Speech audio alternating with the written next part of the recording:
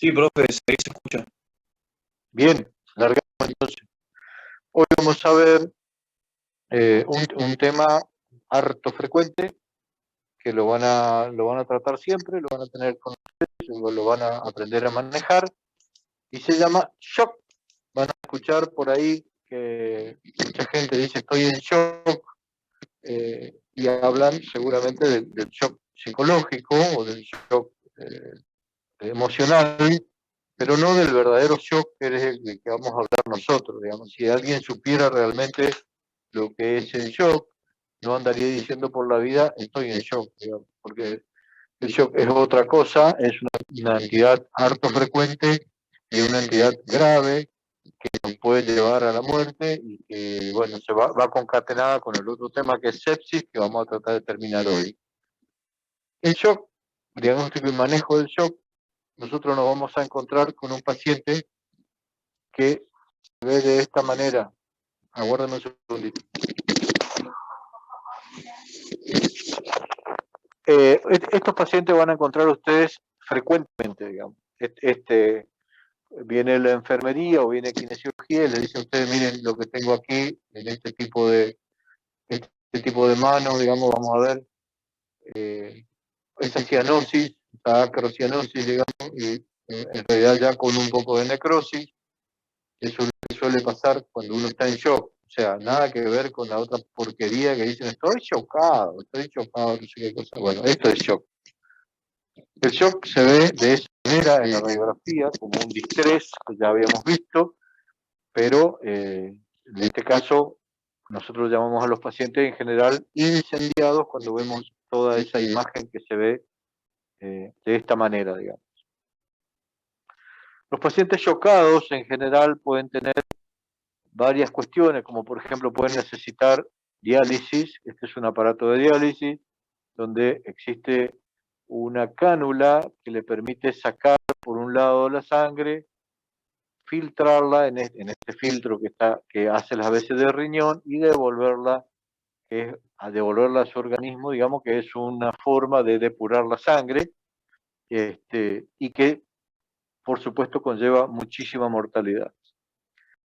Además podemos tener este otro tipo de pacientes que tienen, además de la conexión a la asistencia respiratoria mecánica, tienen también la diálisis peritoneal, y la hemodiálisis adosada a lo que significa el enfermo, digamos, con todo lo que ello implica, ¿no?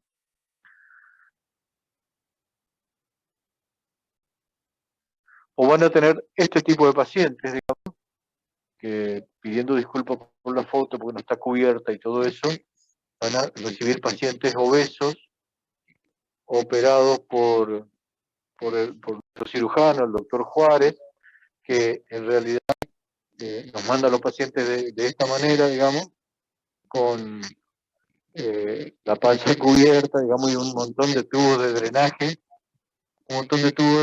que nosotros tenemos que investigar de dónde vienen y a dónde van, digamos.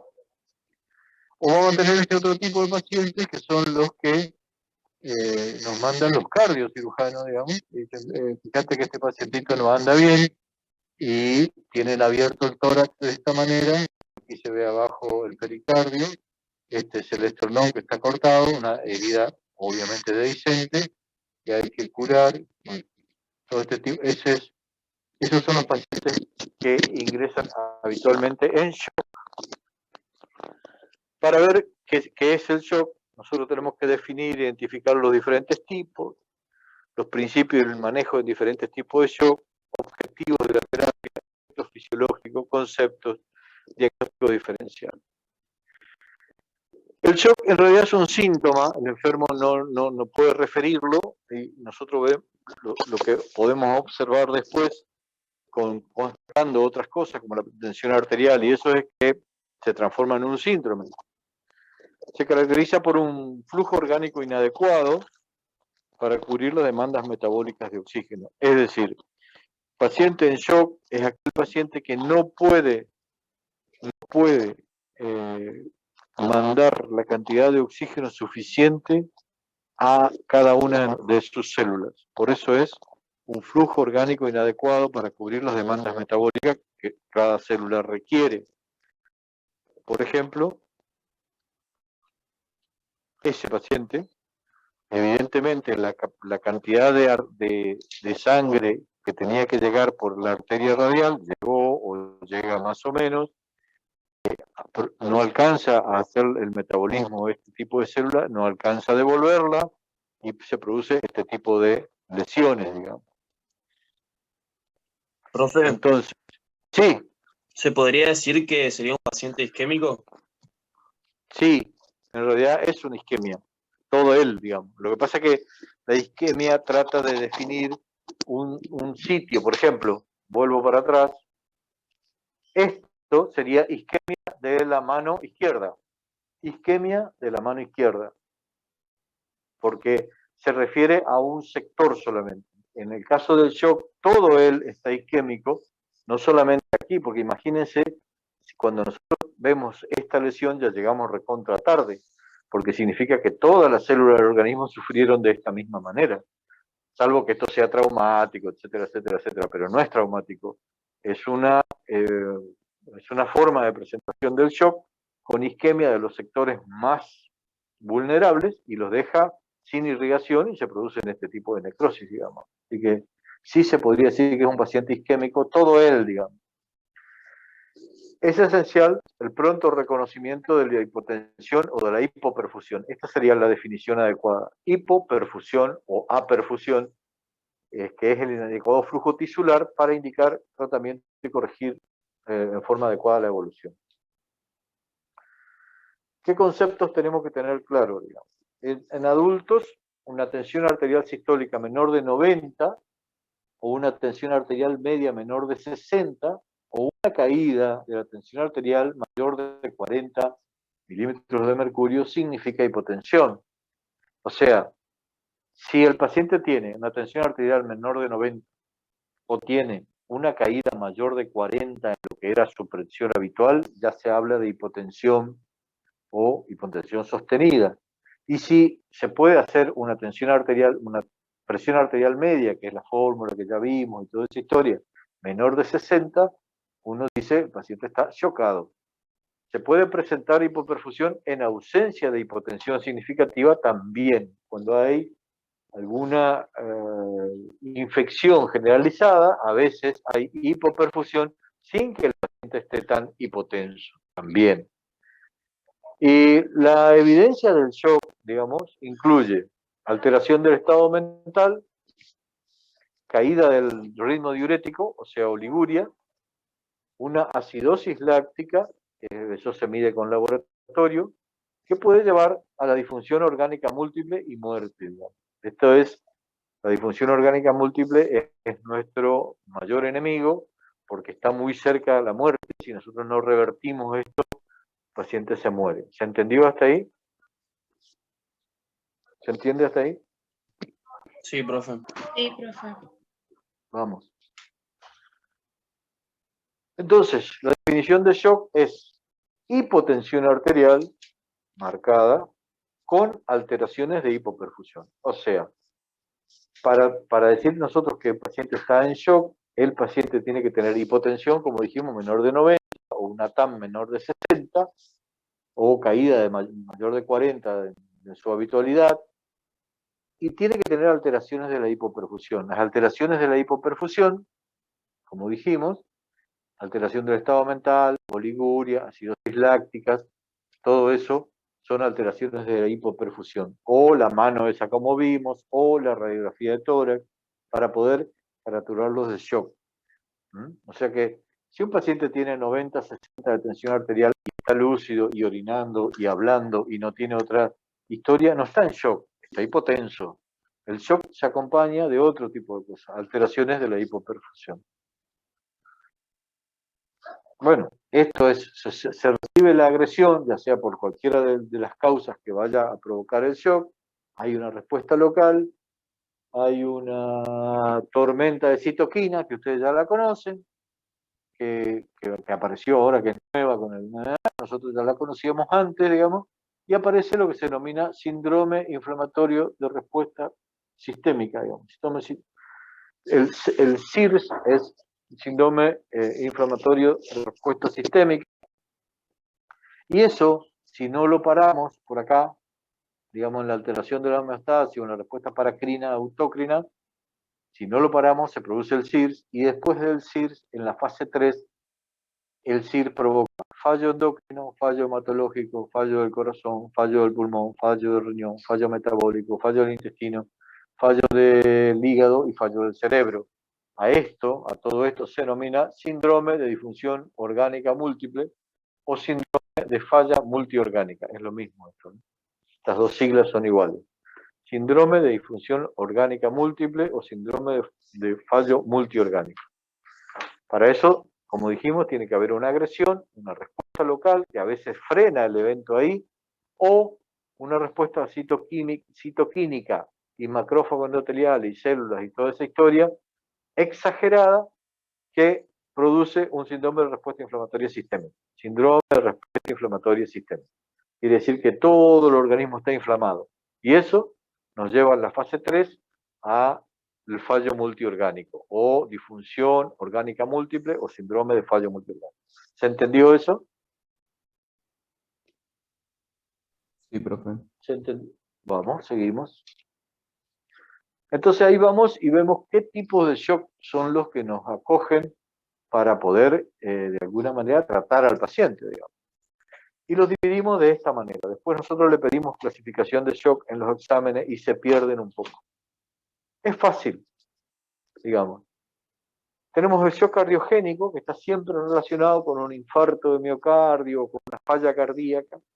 En este caso, que es el único que tiene aumento del volumen arterial circulante efectivo. Es decir, el shock cardiogénico produce que el paciente esté lleno de líquido y que no pueda, como su nombre lo indica, digamos, como es cardiogénico, no puede mantener un volumen minuto adecuado de cardiovascular. Entonces se denomina shock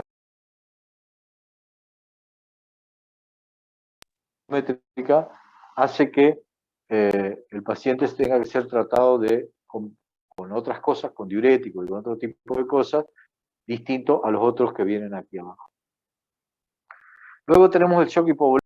Este es al revés del cardiogénico. El hipovolémico es aquel que le falta líquido al paciente. Al cardiogénico le sobra líquido, al hipovolémico le falta líquido. El hipovolémico se puede provocar por hemorragias internas o externas, diarreas, deshidrataciones, calores extremos, golpe de calor, etc. Cualquiera de ellos, o vómitos incoercibles, puede provocar un shock hipovolémico. Falta de líquido. El cardiogénico es sobre líquido. Entonces, lo que tenemos ahí es otro tipo de shock, ¿eh? Luego tenemos el shock distributivo. El shock distributivo es un shock que generalmente el heraldo del distributivo es el shock séptico, digamos, que está con una infección generalizada y que la distribución es insuficiente, digamos. Se va más para un sector, por ejemplo, cardiovascular, y se quedan sin irrigación los riñones, el cerebro, etc. A ese se llama shock distributivo. Y finalmente tenemos el shock obstructivo, que es el que se produce casi exclusivamente cuando el paciente tiene una obstrucción al tracto vascular de ingreso, digamos, por ejemplo, o de salida, en el caso del tromboembolismo pulmonar. En el caso del tromboembolismo pulmonar, lo que hace es obstruir el tracto de salida del ventrículo izquierdo, digamos que en realidad es la arteria pulmonar, dos trombos que ocluyan o que cabalguen sobre la división de la arteria pulmonar, y eso produce un shock obstructivo inmediato y muerte del paciente. Y finalmente tenemos los mixtos. Puede haber un tromboembolismo pulmonar con hipovolemia, o puede haber un tromboembolismo pulmonar con un shock cardiogénico, y a eso se denomina shock mixto. ¿Se entendió eso? ¿Puede repetir de nuevo, profe? Sí. El cardiogénico es aquel que tiene sobrecarga de volumen. Se puede recargar el volumen porque la bomba cardíaca está fallando, por ejemplo, en un infarto agudo de miocardio, porque tiene algún problema valvular, o algún otro elemento o una disección de aorta, y eso produce una sobrecarga de volumen y shock cardiogénico, es decir, tensión arterial baja, trastorno del sensorio, oliguria, todo eso, pero porque la bomba del corazón no está funcionando, digamos. Ese es el shock cardiogénico, único, que es hipervolumétrico. El hipovolémico es al revés, le falta volumen. El corazón, la bomba funciona bien, pero él perdió líquido porque corrió una maratón, perdió líquido porque se deshidrató, perdió líquido porque tuvo diarrea, perdió líquido porque tuvo vómitos, perdió líquido porque tiene una hemorragia, porque le metieron una puñalada en la aorta, o tiene una hemorragia interna porque tiene una hemorragia digestiva por una úlcera, o una cosa así, y eso es hipovolémico. A ese le falta líquido, no es como el cardiogénico que sobra. Por el otro lado tenemos el distributivo, que es el shock que falla la distribución de la sangre del paciente. Aguárdeme un segundito. Le digo a Jorge que te hable. Aguanta. Entonces está el distributivo, que es cuando la sangre no se distribuye equitativamente por el organismo, y ese es el distributivo. Hola, fíjate que está el señor Norniel ahí, por favor atendelo, ¿eh?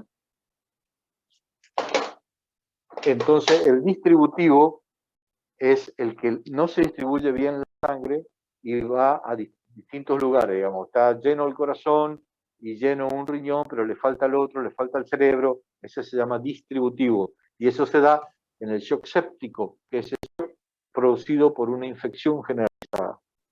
Profe, Finalmente tenemos el... pero Sí, ¿el distributivo es por un fallo en la microvasculatura? exactamente. Es porque la distribución, la resistencia vascular sistémica, en ese caso, está, lo vamos a ver ahora, la resistencia vascular sistémica está alterada. Y esa resistencia deja entrar en algunos lugares y no deja entrar en otros. Entonces, ese shock distributivo, se produce fiebre, se parece mucho al hipovolémico, pero si le pasás demasiado líquido que hace un fallo de bomba, entonces se transforma en cardiogénico. El distributivo es el bicho más difícil de tratar, porque se trata de la microvasculatura, que es la que justamente la que tenemos que tratar de que funcione bien. Por ejemplo, un distributivo sería aquella mano que vimos al principio, donde se ve toda la mano isquémica y a lo mejor el resto de la paciente no, pero eso es shock distributivo. Y el obstructivo es aquel que está relacionado con un trombo, por ejemplo, que viene y tapa las dos arterias pulmonares que salen del ventrículo derecho y produce una obstrucción al flujo de sangre, y eso hace que el corazón claudique también, pero es obstructivo. Este no tiene ni sobrecarga de volumen ni baja de volumen. Lo que le pasó es que está obstruido, digamos, es como que pisamos la manguera. Y ese se trata de otra manera. Finalmente tenemos los mixtos, que puede ser la mezcla de cualquiera de ellos. ¿Se entiende hasta ahí? Sí, ¿Vamos profe. entendiendo? Y Vamos. cuando, por ejemplo, el shock distributivo no Sí, distribuye hacia el cerebro, o el shock sí, obstructivo tapa una arteria del sí. cerebro, produce una ACV. En general, sí, pero esto es otra cosa. El ACV es la falta de llegada de sangre, es un evento isquémico, pero no necesariamente quiere decir que estás en shock. Acuérdense que el shock tiene que ser hipotensión, alteración de la conciencia, oliguria, eh, eh, hipotensión, etcétera, etcétera. Ese es shock.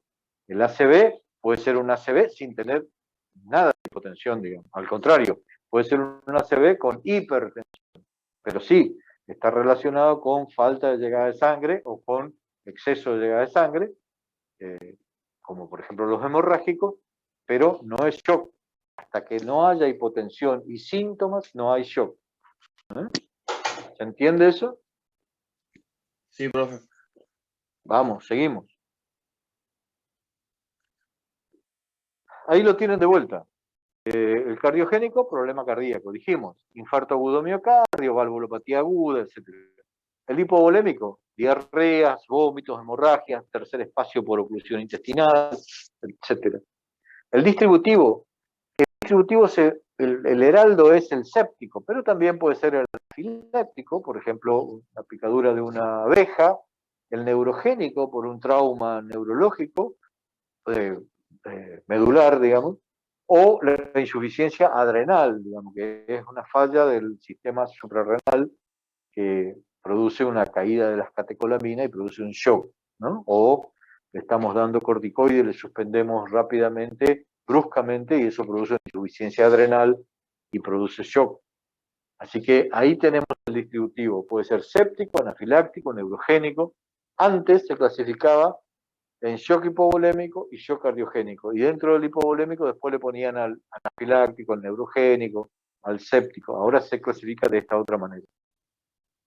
Y el obstructivo o extracardíaco es el taponamiento cardíaco, el embolismo pulmonar o el neumotórax a tensión. En general son obstructivos, pero son, entre comillas, como dice ahí el paréntesis, son extracardíacos. Es obstructivo, falla el corazón, pero es extra él, digamos. El cardiogénico es puro problema cardiovascular. El obstructivo es sufrimiento del corazón por una cuestión extra, digamos. Taponamiento, el embolismo o el neumotórax a tensión. ¿Vamos hasta ahí? Seguimos. Es importante entender esto. Una vez que entendemos esto, clasificamos el shock fácilmente. Bueno, van a tener, por ejemplo, en el shock séptico o distributivo, una inadecuada oxigenación tisular. Intoxicación por nitrógeno, acidosis láctica, intoxicación por dióxido de carbono, cualquiera de ellos puede provocar este tipo de vasodilatación inadecuada que hace que la distribución también sea inadecuada. Las hipotensiones prolongadas y graves suelen darse más en el shock hemorrágico, en el shock cardiogénico y en los bypass cardiopulmonares. Y el shock con probable vasodilatación es la intoxicación con metformina, que es un medicamento antidiabético, las enfermedades mitocondriales, que son escasas y que andan por ahí, intoxicación con cianida, que es el cianuro, y la parada cardíaca sin actividad eléctrica. Esto es tratando de clasificar al shock dentro de su fisiopatología, digamos. La sepsis por sí sola provoca shock, ustedes ya saben, la sepsis o la infección generalizada.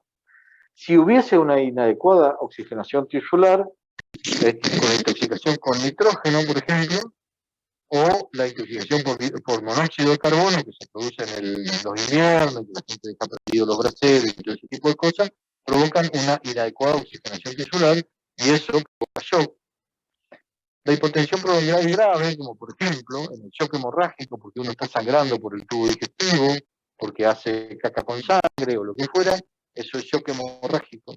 El shock cardiogénico es el infarto agudo del miocardio y el bypass cardiopulmonar es el paciente que está operado y que ingresa a la terapia después de operarse y el bypass cardiopulmonar tiene una serie de historias hay una bomba que trata la parte cardiorrespiratoria y cuando devuelven la sangre al paciente se produce este tipo de shock. Y el shock con probable vasodilatación, que son las intoxicaciones en general con cianuro y la parada cardíaca, cuando el paciente está en paro cardíaco sin actividad eléctrica, obviamente se choca. Esto sería la parte vasodilatadora.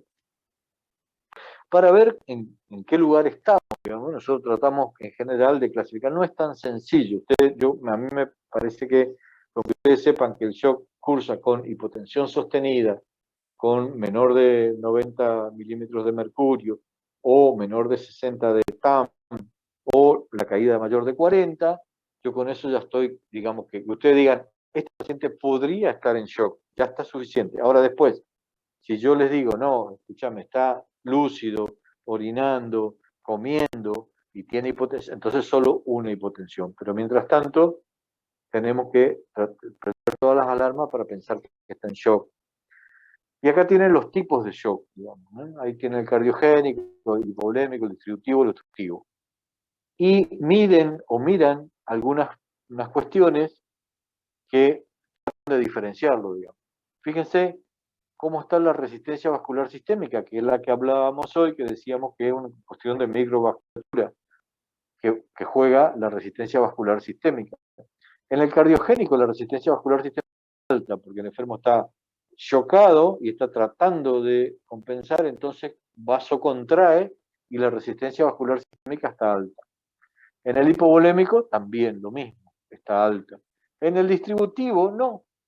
El distributivo se vasodilata, el enfermo está febril, está caliente, pero la sangre que va al exterior, digamos, no sirve porque no hace su trabajo real, y entonces decimos, este paciente tiene la resistencia vascular sistémica baja, es distributivo.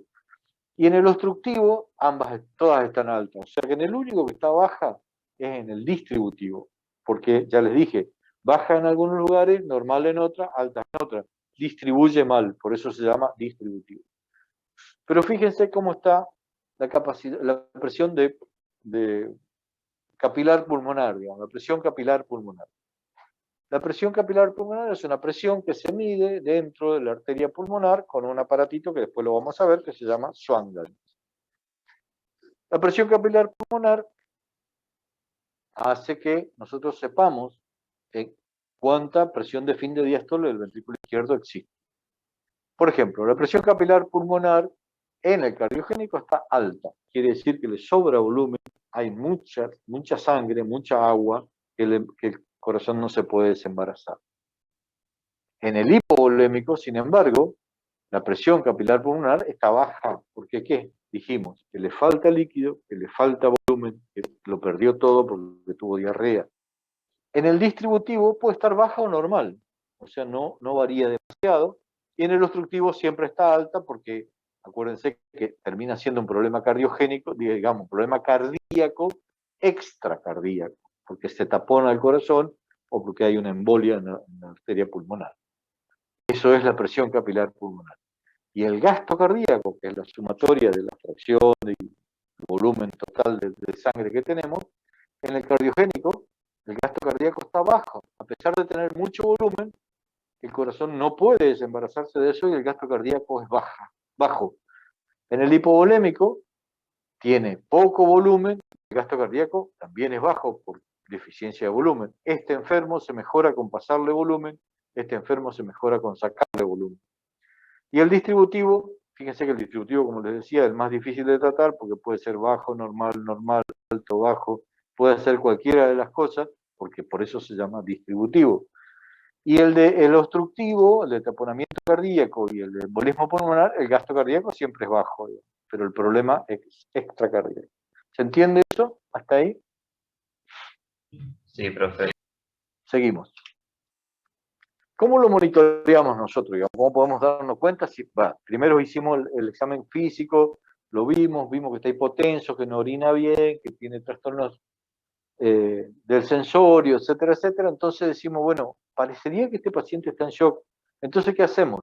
Le pedimos laboratorio como hematocrito, glóbulos blancos, fórmula, glucosa, iones, sodio, potasio, cloro, perfiles hepáticos y renales, coagulación, gases es la cantidad de PO2 y PCO2 que tiene en sangre, ácido láctico, cultivos. Todo eso hacemos con el paciente cuando lo vemos en shock.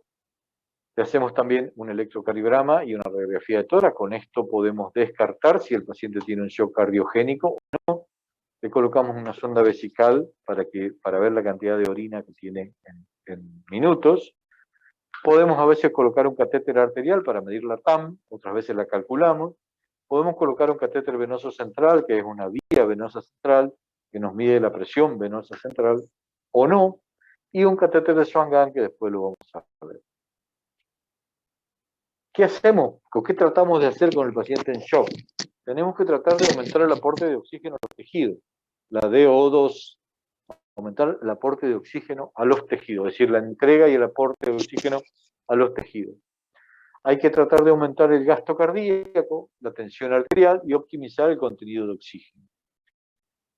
Para eso tenemos que optimizar la precarga, que ustedes ya saben por fisiología qué significa, al ventrículo, mejorar la contractilidad del ventrículo izquierdo y la resistencia vascular sistémica, optimizarla. Todo esto ya lo conocen por fisiología y fisiopatología.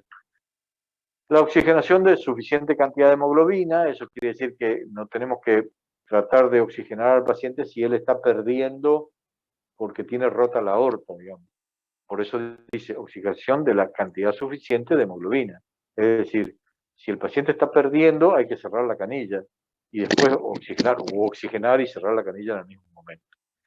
Tratar las bradicardias, o sea, la bradifigmia y las arritmias cardíacas, porque a lo mejor el shock es cardiogénico, porque está provocándose arritmias o bradicardia, y monitorizar la diuresis, la cantidad de orina que tiene por hora, y la oximetría, que bueno, es el saturómetro. El manejo del shock cardiogénico, por ejemplo. Acá dijimos que sobraba volumen, que el paciente tenía algún problema. Mejorar la función miocárdica, si es que el infarto lo deja. Tratar las arritmias, si es que el infarto lo deja. Vigilar la presión de llenado del ventrículo izquierdo, la presión capilar pulmonar, ante la disfunción del ventrículo izquierdo. Mejorar es vigilar, digamos, a ver cómo anda la presión capilar pulmonar, la presión de fin de diástole del ventrículo izquierdo, que es la que nos va a marcar la evolución del shock cardiogénico, y la resistencia vascular sistémica, a notar que siempre que está a veces elevada como mecanismo compensador porque se produce liberación de adrenalina. Vieron que todo el mundo dice, ay, me produjo una adrenalina esto. Bueno, si supieran lo que realmente hace la adrenalina y para qué sirve, aumenta la resistencia vascular sistémica, pero como mecanismo compensador, en realidad. Para eso hay que reducir la poscarga, darle al paciente inotrópicos o colocarle un balón de contrapulsación, que esto ya es otra historia y es para nosotros, no para ustedes. Si el paciente se presenta con un shock hipovolémico, dijimos que le falta líquido porque tuvo diarrea, porque tuvo vómitos, porque tuvo una hemorragia, restauramos el volumen intravascular con líquidos, restablecemos la tensión a lo más normal que se pueda, el pulso y la perfusión orgánica, controlar la posibilidad de que con la cantidad de líquido que le estamos pasando provoquemos hipernatremia o acidosis hiperclorémica. El gasto cardíaco del 5% no expande, digamos, el gasto cardíaco no se expande con glucosa al 5%, esa es la verdad. La glucosa al 5% no expande, lo que expande es la solución fisiológica. Por eso hay que tener cuidado con la hipernatremia o la acidosis hiperclorémica. Después se discute si se hacen cristaloides o coloides. Los cristaloides son la solución fisiológica y la destroza, y los coloides son la albúmina, los dextranos, otro tipo de elementos que expanden el volumen arterial efectivo. O administrar concentrado de hematíes, es decir, hay que tener sangre para transfundir. Shock obstructivo. Dijimos que era una obstrucción a la salida del ventrículo izquierdo, porque puede ser por taponamiento cardíaco, que en el caso de este es por derrame pericárdico. Ahí, si vemos que es un taponamiento cardíaco y se produce obstrucción, se produce shock obstructivo por obstrucción, comprimiendo todas las estructuras cardiovasculares, lo que tenemos que hacer es punzarle el pericardio y sacarle el líquido que está comprimiendo a ese corazón. Si el neumotórax está a tensión, ustedes ya saben lo que es un neumotórax, hay que drenarlo. Y si es una embolia pulmonar, hay que hacer trombolíticos o heparina para tratar de disolver ese coágulo que está provocando el shock obstructivo. Siempre hay que mantener un volumen intravascular, no hay que dar diuréticos, y los inotrópicos están discutidos. Los inotrópicos son los que ayudan al funcionamiento miocárdico. Y acá vamos con el distributivo, que dijimos que era el más jodido de tratar. Es la primera aproximación al shock séptico o síndrome de respuesta inflamatoria sistémica. Es que hay que restaurar y mantener un volumen intravascular adecuado, porque siempre produce un tercer espacio, sin pasarse de rosca, digamos, porque si nos pasamos para el otro lado, el paciente se transforma en un shock cardiogénico y lo que era un shock distributivo pasa a ser un cardiogénico, digamos. Hay que tratar, porque si esto es un shock distributivo y el séptico es lo más importante, hay que tratar con antibióticos y drenaje quirúrgico, y dar inotrópicos y vasopresores para que el cardio funcione mejor. Si este shock distributivo es anafiláctico, se usa adrenalina para tratar a la anafilaxia, y si es por insuficiencia renal aguda, se da esteroides más vasopresores. Si el paciente, sin embargo, tuvo un traumatismo en la columna y tiene un shock distributivo neurogénico, le damos volumen más vasopresores. Y eso es lo que hacemos en general con este tipo de pacientes. Hasta aquí, ¿cómo vamos? ¿Cómo vamos hasta acá? Ya se fueron todos. Bien, Bien, profe. profe, acá estamos. Estamos todavía soportando el shock. Aquí vamos, seguimos. Bueno, la mortalidad, como se imaginarán, es elevada. Por cada fallo que se produzca, por ejemplo, si él tiene una diarrea y está en un shock hipovolémico, si ese shock es tan importante que le produce hipotensión, falta de volumen, isquemia, todo eso que ustedes ya conocen, y aparecen fallos de órgano, cada órgano que falla incrementa un 15% la mortalidad. O sea que si ustedes tienen 3 fallos de órgano, tienen que sumar 15 más 15, 30 más 15, 45. Ahí ya se va a 45. Más la patología que lo causó, la mitad de los pacientes se mueren. El shock séptico, la sepsis grave y shock séptico, es un shock distributivo, difícil de tratar, como dijimos. El 25% de los pacientes que ingresan a las unidades de cuidado intensivo tiene sepsis. La sepsis bacteriémica, que es cuando el germen o sus toxinas pasan a la sangre, es un 10%. Y de ellos, el 50% evoluciona a sepsis grave, con más shock. La sepsis a veces no siempre está con shock. Cuando avanza, se produce shock séptico. La evolución a sepsis grave en pacientes de planta de 20 semanas. La sepsis grave o shock séptico en el 2-3% de los pacientes de planta y en el 10% de los pacientes de UCI produce una elevada mortalidad. El 25% de los pacientes con sepsis grave presenta shock. O sea, puede haber un paciente que tenga sepsis, pero que no tenga shock. Pero el 25, un cuarto de ellos, se presenta con shock. La gravedad y la mortalidad, el síndrome de respuesta inflamatoria, 10%, la sepsis, un 20%, la sepsis grave, un 20 a un 40%, y ya cuando es shock séptico, del 40 al 60% de mortalidad. ¿Cómo hacemos para tratar a estos pacientes con fluidos? ¿Qué hacemos? Pero esto, digamos, por ahí a ustedes no les interesa demasiado, sepan nomás que hay que valorar la precarga, el tipo de pérdidas, darle cristoides o coloides, productos biológicos, dependiendo cuál sea el shock. Monitorear, esto sí es importante, el débito urinario, que es un signo vital más, y controlar la oxigenación. Esto sí les puede corresponder a ustedes. Esto es lo que sucede entre los líquidos corporales, digamos, ¿no? Fíjense que acá está la célula, este es el espacio intersticial y este es el espacio intravascular. En general, hay un intercambio con bombas de protones o lo que fuera entre sodio, potasio, cloro, agua. Todo está interrelacionado y todo lo que nosotros tenemos que lograr es que la célula esté hidratada, esté tratada o deshidratada, esté tratada, esté adecuada, digamos. Todo esto nos interesa demasiado si la célula. Situaciones clínicas. La hipotensión, el shock, la hemorragia y la distribución son lo que van a marcar la clínica del paciente, digamos. El paciente tiene que tener hipotensión, tiene que estar completo el shock con la sintomatología, tiene que haber hemorragia y tenemos que valorar la distribución. El shock es finalmente una cantidad de agua en un lugar equivocado. A veces demasiada agua en el lugar equivocado. Otras veces falta agua en el lugar, en todos los lugares. Entonces, es demasiada agua en un lugar equivocado. O está fuera del organismo o está dentro del organismo. Bueno, esto no importa porque es la permeabilidad capilar aumentada.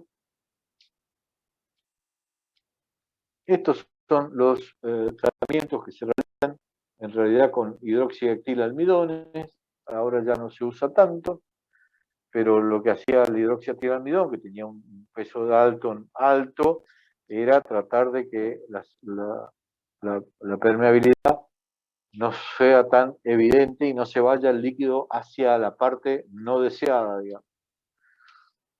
Esto no importa porque ya no se hace. Tipos de soluciones cristaloides. Esto sí lo tienen que saber porque ustedes van a ver colgados los pacientes. Tienen un suero salino hipotónico a 0,45 o hipertónicos a 3, 5 y 7,5. Los isotónicos son los que nosotros tratamos habitualmente y que tenemos aquí, la al 5, que dijimos que no expande, el suero salino a 0,9, y los mejores son el Ringer lactato o el Ringer solo, que son los que mejor expanden dentro de los cristaloides. Estos no hay que diluirlos si queremos usar. Estos son los que se usan. Los coloides no se usan más, solo para algunos pacientes específicos que tengan una sobrecarga de volumen, utilizamos albúmina, el resto no se usa más porque producen mucha hemorragia. Los vasopresores que usamos son dopamina, dobutamina, noradrenalina, adrenalina, que ya lo conocen ustedes, saben para qué sirven, pero en realidad eso es lo que usamos cuando tenemos algún problema cardíaco. Cuando el paciente llega a la guardia, digamos, y está chocado, nosotros lo que tenemos que hacer, de alguna manera, es compensar ese shock y resucitarlo, digamos, con volumen. La resucitación de una situación no finaliza hasta que desaparece cualquier evidencia de alteración en la oxigenación tisular. Es decir, nosotros tenemos que reanimar al paciente hasta que la oxigenación tisular esté adecuada, porque si no oxigenamos en forma tisular, no sirve de nada nuestra reanimación. Esto es para la guardia, que muchas veces le cuelgan en solución fisiología y se van a dormir la siesta. No, hay que terminar, colgarle, vigilar que orine, que la tensión arterial se estabilice, que recupere el sensorio, etcétera, etcétera. El parcialmente compensado, la tensión arterial, el débito y los gases pueden ser normales, pero hay un shock oculto ahí que está dando vuelta, por eso es la vigilancia persistente del paciente. Cuando vemos persistencia de la acidosis, decimos que el paciente puede no estar irrigando bien el territorio esplácnico o cualquier otro territorio, y lo que nosotros vemos es una falsa sensación de que las cosas están mejor. Bueno, ahí tienen arriba la PAFI, digamos, que también se controla en estos casos. Todo paciente le hacemos nosotros un score que se llama SOFA, donde forma parte de él la PAFI, las plaquetas, la bilirrubina, la tensión arterial, la escala de Glasgow y la creatinina, y con esto clasificamos al paciente chocado. Bueno, las causas de inadecuación del shock, cualquiera sea de ellos, digamos, en el cardiogénico, el fallo de bomba, se presenta al paciente con un fallo de bomba importante y tenemos que tratar eso, porque el paciente está en shock cardiogénico. En el hipovolémico sabemos que el fallo es el volumen intravascular y necesitamos para eso colocarle volumen. En el séptico, recordemos que el paciente está con una hiperdinamia, está con un gasto cardíaco elevado, vasodilatación y alteración de la extracción de oxígeno, es decir, está vasodilatado, pero la sangre llega y la célula no puede extraer el oxígeno. Y el obstructivo es obstrucción al llenado cardíaco, que es el que dijimos del taponamiento. El tratamiento debe dirigirse tanto a disminuir la demanda como a aumentar el aporte de oxígeno. Es decir, si el paciente está febril, sabemos que aumenta la demanda de oxígeno. Nosotros tenemos que tratar de ponerlo normotérmico, digamos, para que no aumente la demanda y de paso aumentar el aporte, para que las dos cosas se complementen, si no, no hay manera. Bueno, ¿cómo disminuir la demanda de oxígeno? Así, intubamos, que ustedes ya conocen cómo, sedamos, analgesiamos y tratamos la fiebre, que acabamos de decir recién. Esto es lo que hacemos habitualmente con los pacientes cuando ingresan para disminuir la demanda de oxígeno. Es decir, si intubamos, podemos administrar la cantidad de oxígeno que querramos. Si el paciente no está excitado, o sea, si lo sedamos y no se excita, podemos mejorar la ventilación y ese tipo de cosas para disminuir la demanda de oxígeno, tratar la fiebre, y si el paciente tiene mucho dolor, por ejemplo, una amputación traumática, sedarlo o analgesiarlo para que esa excitación no le consuma más oxígeno. Y tratamos la fiebre, ¿no? Todo eso hacemos para disminuir la demanda de oxígeno. Para aumentar el aporte, aumentamos el gasto cardíaco poniéndole más volumen, aumentamos la hemoglobina. Si el paciente tiene un sangrado, pedimos glóbulos rojos, aumentamos la cantidad de hemoglobina para que transporte mejor ese oxígeno, y aumentamos la saturación de la oxihemoglobina, que es eso que estoy diciendo. Por eso aquí, en el aumento de la saturación de la oxihemoglobina, hay un problemita, el aumento de la hemoglobina, los dos, que los testigos de Jehová no entienden, digamos. Todo lo que los testigos de Jehová pretenden que nosotros, ustedes saben que ellos no quieren que se los transfunda. Pero cuando hay shock hipovolémico por una hemorragia, digamos, todo lo que le podamos colocar no aumenta la hemoglobina y no aumenta la saturación de la oxihemoglobina, o sea, no transporta oxígeno, cualquier cosa que nosotros le pongamos. Y ese es un tema de discusión con los testigos de Jehová siempre. Los objetivos que nos tenemos que fijar es tener una hemoglobina mayor de 7 gramos decilitro, 7 gramos por decilitro, o sea, ustedes saben que el hematocrito es la cantidad de sangre porcentual relacionada con el plasma. En realidad es un valor normal de 40 aproximadamente.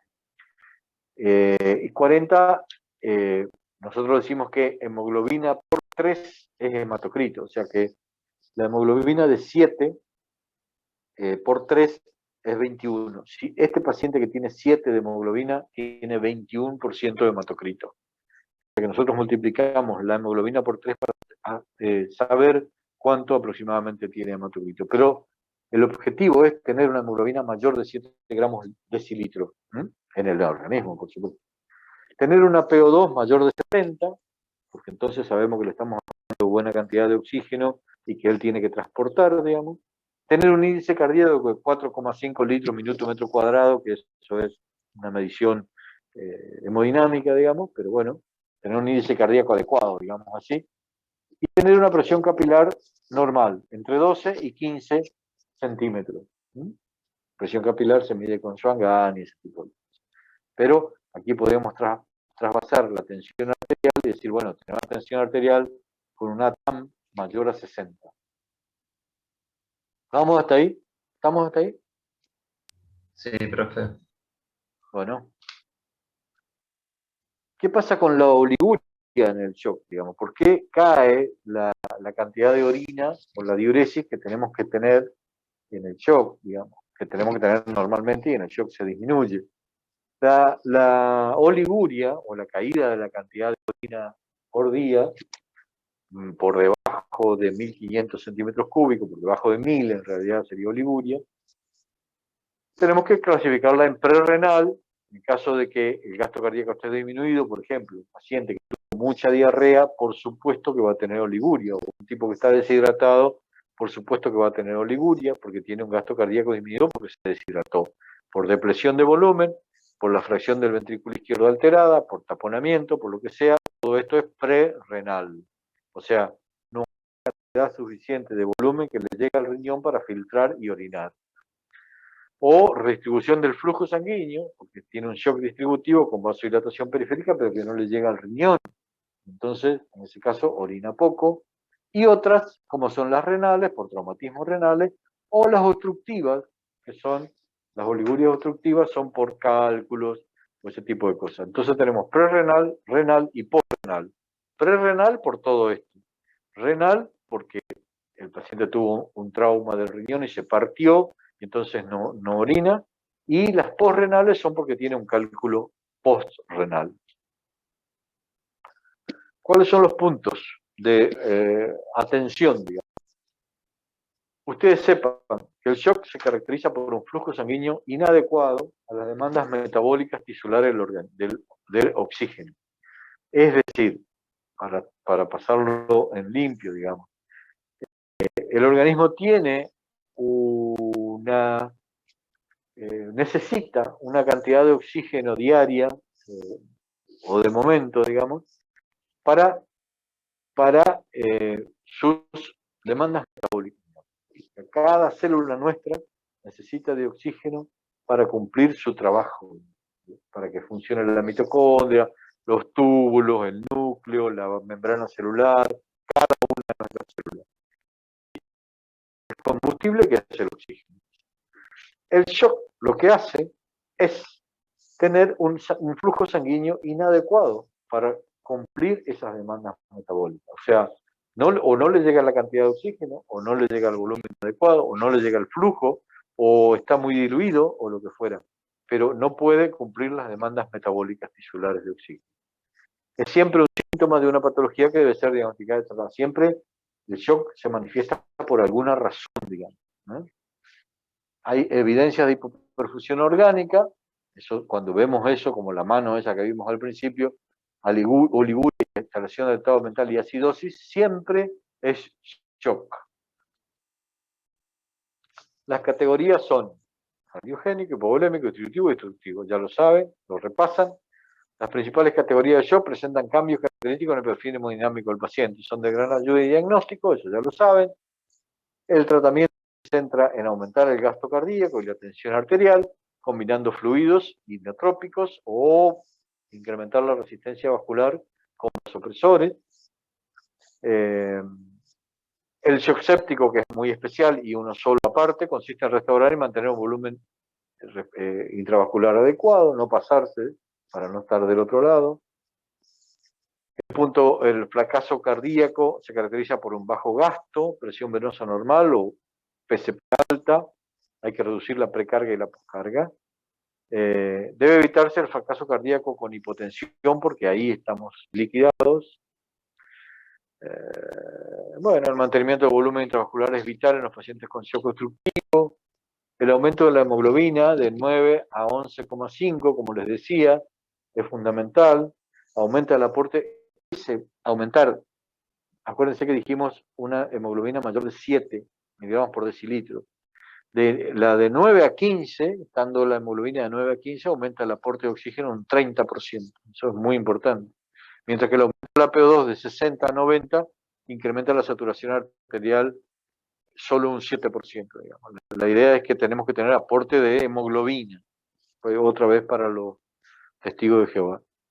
La oliguria puede ser pre y post renal, eso ya lo vimos, y se debe optimizar el volumen intravascular antes de emplear diuréticos. O sea, nunca poner diuréticos si no sabemos si el volumen está bajo. Y con esto terminamos. Por ahora, acá con esto.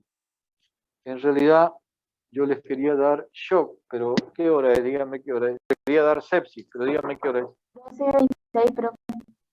¿Qué hora? 12:26. Capaz que dejamos sepsis para la próxima, ¿eh?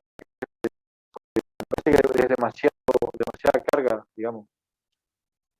Demasiada carga para hoy. ¿Me parece bien? Bueno, estudien bien shock y yo después vamos con sepsis, ¿ves? Que otra vez vuelve a hablar de todo esto, el síndrome de respuesta inflamatoria. Para eso mastiquen bien lo que significa shock y después nos metemos en su conjunto con sepsis para terminar de cerrar estos shock y sepsis, y ya después empezamos con creo que ustedes van con cardiovascular, una cosa así, y vamos con neurológico. Así que estamos por ahí. Profe, Sí. ¿le puedo Escucho. consultar qué temas van a entrar en el parcial? Todo lo que se dé hasta... ¿cuándo es el parcial exactamente? Decime. ¿Tenés idea? Es en octubre, pero no me acuerdo en qué fecha. Octubre, ¿no? A ver, fíjate, por favor.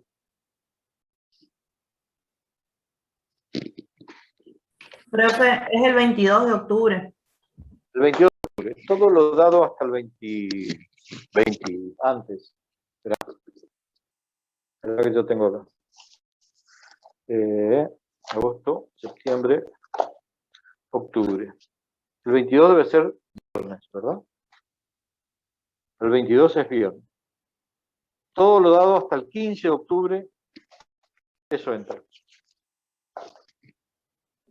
todo lo que se dio hasta el 15 de octubre. Obviamente, el primer parcial ya lo tuvieron ustedes, así que desde ahí hasta el 15 de octubre. Ok, profe, gracias. ¿Está bien? Son todos temas relacionados con esto, con los teóricos y este tipo de cosas, así que no se preocupe que no es muy jodido el parcial, pero bueno, vaya viéndolo porque acá se mezcla semiología con patología, ya se empieza a mezclar y no es tan sencillo digerir esta situación, digamos. Pasamos de un estado normal a un estado de shock premuerte, digamos, y sepsis y todo ese tipo de cosas, y a lo mejor todavía no controlamos bien la presión, digamos. O sea que todo eso hay que pulirlo, eso está en ustedes, digamos, en practicarlo ustedes, porque antes lo practicábamos con pacientes, pero ahora hay que verlo, hay que pulirlo. Así que bueno, en principio hasta ahí vamos. Seguimos el viernes que viene con sepsis. Hasta luego, ¿Está profe. bien? Hasta luego. Chao, profe, gracias. Chao, chao, chao, chao. Disculpe, Profe, gracias. el viernes que viene, ¿no es feriado? ¿Cuándo? El 17. ¿Por qué feriado, hijo? Tengo entendido que por el Día del Profesor, así dijeron en una cátedra. Ah. Entonces felicite, mándeme una factura, algo, porque yo no sabía que era feriado. Che. Bueno. No sé, por eso consulto. No tengo ni idea, mi amor. Yo doy clase y punto. No sé, estas cosas son inventos galerudos. Pero bueno, no lo sé. Si no hay clase, pasamos al 24. El 24 no es feriado, ¿no? El 24 es feriado de corriente. Pero por Dios. ¿Y la facultad hace feriado? ¿El 24? No tengo idea, profe. Consultamos y le confirmamos. Bueno, pues averigüen ustedes que están ahí en la pomada, como decíamos antes. Fíjense un poquito si dejemos de joder que el país está hundiendo. Demos clases, pero bueno, si está así, ¿qué quieren que les diga? 17 y 20 y 24 estamos liquidados. Me queda el próximo teórico en octubre. El 1 de octubre. ¿Así es? Sí, profe. Le consultamos a la profe de Coduti de última y le confirmamos a usted. Pregúntele a Coduti. Coduti tiene menos ganas de clase que yo, así que le va a decir que pregunten bien, a ver si cómo es el tema de 17 o 24. Y si son los dos feriados, estamos en el horno. Pero bueno, veremos. Acatemos lo que dicen nuestros superiores. Ustedes me avisan, ¿eh? Por favor. Sí, profe. Avisen. Dale. Igual yo voy a estar por acá, así que cualquier cosa, si hay clases, damos. Si no, no. ¿Listo? Nos Bueno, vemos profe, entonces. gracias. Nos Dale. vemos. Chau.